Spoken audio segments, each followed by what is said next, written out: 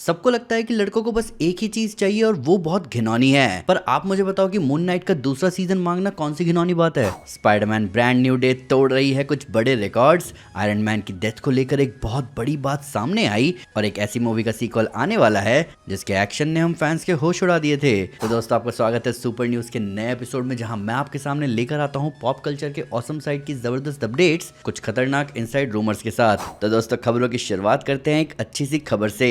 तो इस हफ्ते ब्रांड न्यू डे के सेकंड ट्रेलर के साथ ब्रांड न्यू डे की प्री बुकिंग भी शुरू हो गई और इस प्री बुकिंग सेल्स के बारे में कुछ रिपोर्ट्स आ चुकी हैं। तो डेडलाइन ने रिपोर्ट देते हुए बताया कि ब्रांड न्यू डे की प्री बुकिंग पिछले 5 सालों की प्री बुकिंग का रिकॉर्ड तोड़ चुकी है। जी हाँ दोस्तों, अब इस रिकॉर्ड का एग्जैक्ट आंकड़ा तो नहीं बताया गया, पर ये माइलस्टोन जरूर सामने आ गया। तो अभी तक की ये लिस्ट कुछ ऐसी है, जहां 2019 में आई Avengers end game pre booking में $120 मिलियन कमा गई थी अपने ओपनिंग डे से ही पहले, और सेकंड रैंक पर स्पाइडरमैन नो वे होम है जिसने प्री बुकिंग में $78 मिलियन कमाए थे, और अब ब्रांड न्यू डे इस लिस्ट का तीसरा नाम बन चुकी है। वहीं दोस्तों, ये सिर्फ प्री बुकिंग सेल्स के आंकड़े हैं। जब जुलाई में मूवी आने वाली होगी और सारे विंडोज ओपन कर दिए जाएंगे बुकिंग के, तो उसे देखते हुए आसानी से कहा जा सकता है कि ब्रांड न्यू डे इजीली अपने पहले वीकेंड में 150 से 200 मिलियन डॉलर्स की कमाई कर सकती है, जो कि माना जाएगा एक फिनोमिनल फिगर। यानी कि मार्वल और सोनी ने अभी से ही सेट कर लिया है अपना फ्यूचर। पर आप सबको क्या लगता है दोस्तों, ब्रांड न्यू डे का life time box office collection कितना होगा? क्या वो $1 बिलियन के आंकड़े को पार कर पाएगी? क्योंकि स्पाइडरमैन नो वे होम ने पैंडेमिक के दौरान अपने रिकॉर्ड्स बनाए थे प्री बुकिंग और भयंकर कमाई के। तो क्या इस बार सारे रिकॉर्ड्स टूटेंगे?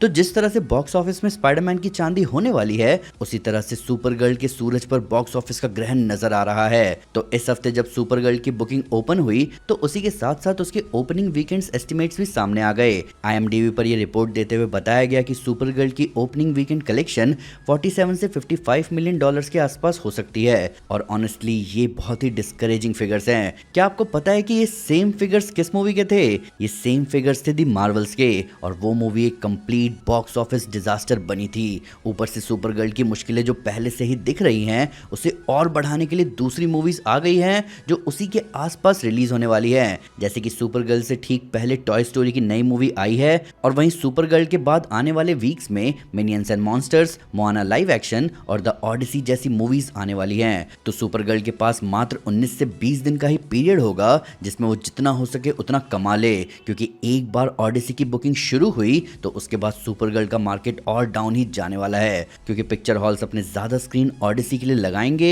और इस वजह से अब तो रिपोर्ट्स में ये तक कहा जा रहा है कि ऐसा मुश्किल ही है कि सुपर गर्ल इवन एक वीक के लिए भी बॉक्स ऑफिस चार्ट पर नंबर 1 पर आ पाए। और रिपोर्ट्स क्या, रियलिटी भी यही है। अभी इसी वीक सुपर गर्ल आने वाली है, और आप में से कितने लोग सुपर गर्ल की बात कर भी रहे हो? अब हमारी अगली अपडेट तो ब्रांड न्यू डे से है, पर ये बहुत ही वाइल्ड रूमर अपडेट है। तो एक्स पर industry insider the beyond reporter ने रिपोर्ट देते हुए कहा कि ब्रांड न्यू डे में जकैल के पोजीशन की बात हो रही है, जिसके साथ साथ पोस्ट क्रेडिट सीन में वेनम के दिखने की भी बात की जा रही है। अब ऑनेस्टली मैं तो कहूंगा कि वेनम वाले रूमर का तो पता नहीं, पर आप इस जकैल वाले रूमर को पिंच ऑफ सॉल्ट की तरह ही लेना, क्योंकि कॉमिक्स में तो जकैल ही रीजन था द क्लोन सागा के शुरू होने का। पर आउट ऑफ नोवेयर एक ऐसे कैरेक्टर को प्लॉट में डालने का कोई सेंस नहीं बनेगा, जब ऑलरेडी मूवी में थोक के भाव में विलन्स भरे पड़े हैं। पर जैसा कि मशहूर सिंगर जस्टिन बीबर कह चुका है, नेवर से नेवर। अब हमारी अगली अपडेट एवेंजर्स डूम्सडे से है, और ये अपडेट खुद डायरेक्टर जो रूसो की तरफ से आई है। तो CBR से बात करते हुए जो रूसो ने बताया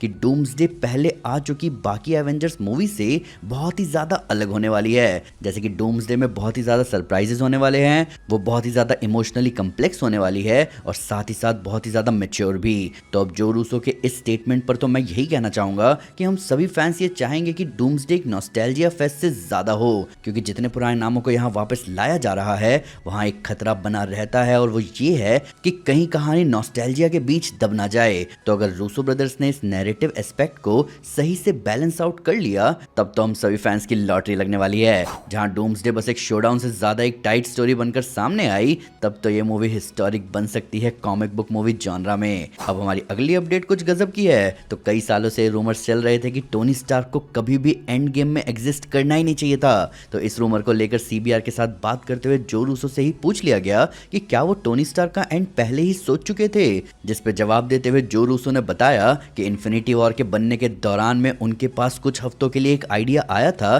कि क्या वो टोनी स्टार्क को टाइटन के बैटल में ही मार डालें। तो प्लान ये था कि टाइटन की लड़ाई में थैनोस टोनी स्टार्क को खत्म कर ही देता और उसके बाद टोनी स्टार्क कभी नजर ही नहीं आता, यहां तक कि स्नैप के रिवर्स होने के बाद भी नहीं, क्योंकि नताशा की ही तरह टोनी भी ब्रूस बैनर के स्नैप को रिवर्स करने से पहले ही मरता तो उसकी भी डेथ परमानेंट होती। पर फिर इस आइडिया को खारिज कर दिया गया।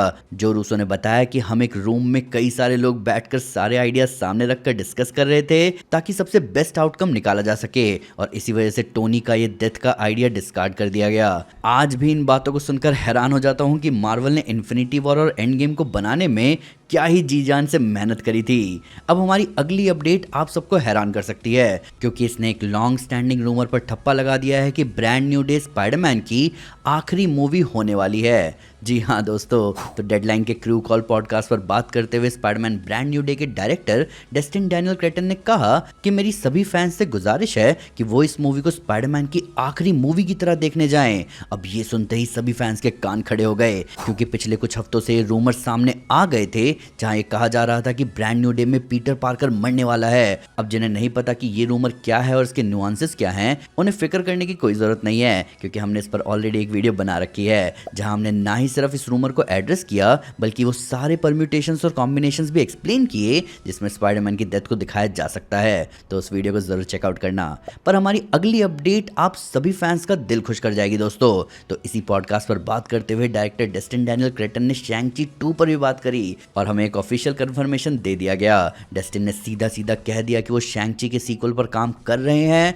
अब इतने वक्त तक सीक्वल क्यों नहीं आया, इस पर डेस्टिन ने जवाब देते हुए कहा कि जिस वक्त Shang Chi and the legend of the 10 rings movie आई थी उस वक्त वो मूवी भले ही डोमेस्टिकली बहुत स्ट्रॉन्ग परफॉर्म कर रही थी पर उस दौरान दुनिया भर में काफी सारी कंट्रीज में सिनेमा हॉल स्टिल नहीं खुले थे, तो बॉक्स ऑफिस स्लो डाउन की वजह से वो डिसीजन बनने में टाइम लग गया। पर अब शैंग-ची 2 पर काम चल रहा है और ऑनेस्टली उन्हें शैंग-ची 2 को पूरे विश्वास के साथ बनाना चाहिए क्योंकि शैंग-ची एमसीयू की one of the strongest origin movie रही है। वो मूवी हर मायने में माइंड ब्लोइंग थी, चाहे हम कैरेक्टर्स की बात करें, एक्शन की या फिर विलन की, तो शैंग-ची 2 तो धमाल मचाई देगी। अब हमारी अगली अपडेट डीसीयू से है जहां अब ये ऑफिशियल हो चुका है कि जेम्स गन एक सीरीज पर काम करने वाले हैं जो कि बेस्ड होगा सुपरमैन के दोस्त जिमी ऑल्सन और गोरिल्ला ग्रॉड के ऊपर। तो थ्रेड्स पर बात करते हुए जेम्स गन ने खुद ये कंफर्म किया कि ये सीरीज जितनी गोरिल्ला ग्रॉड की होगी उतनी ही जिमी ऑल्सन की भी, और इस सीरीज के बारे में पीटर सैफरन ने भी पहले बता दिया था। इस पर फैंस कह रहे हैं कि ऐसे प्रोजेक्ट्स फन है तब तक जब तक कुछ जबरदस्त कैरेक्टर्स के प्रोजेक्ट आने की भी बात हो रही हो। अब कुछ अपडेट्स मक्कारी की स्पीड में। इस हफ्ते पहला लुक सामने आया स्पाइडरमैन ब्रांड न्यू डे के टीवी स्पॉट से रैमरॉड का। एक्समैन 97 का सीजन 2 शुरू होगा 3 एपिसोड के सामने आने से। इस एनिमेटेड शो ने डेब्यू किया है रोटेन टोमेटोज पर 100% की रेटिंग के साथ। एवेंजर्स डूम्सडे और ड्यून 3 अभी से ठीक 6 महीने बाद आने वाली है और स्पाइडरमैन बियॉन्ड द स्पाइडरवर्स आने वाली है ठीक 1 साल बाद। हाउस ऑफ द ड्रैगन का सीजन 3 रोटेन टोमेटोज पर डेब्यू कर चुका है 100% स्कोर के साथ, जिसका पहला एपिसोड आ भी चुका है। इन सबके साथ साथ क्या आप इस हफ्ते रेडी हो सुपर गर्ल के लिए? तो दोस्तों ये था सुपर न्यूज अभी का। अभी आप मुझे बताओ कि क्या ब्रांड न्यू डे पोटेंशियल रखती है नो वे होम को सरपास करने का? सुपर गर्ल को लेकर आपकी एक्सपेक्टेशंस कैसी है और आपको क्या लगता है कि डूम्सडे क्या सही में कुछ अलग साबित होगी या ये नॉस्टैल्जिया पर ही रिलाई करेगी? आइए इन सब के बारे में कमेंट्स में डिटेल में बात करें। सुपर न्यूज अच्छा लगा तो लाइक जरूर करें, चैनल को सब्सक्राइब करना ना भूलें, साथ ही साथ एक स्टेप आगे अगर अपने फेवरेट चैनल को सपोर्ट करें मेंबरशिप लेकर। Thank you guys, this is Aman Sinha and you are super super. Piece.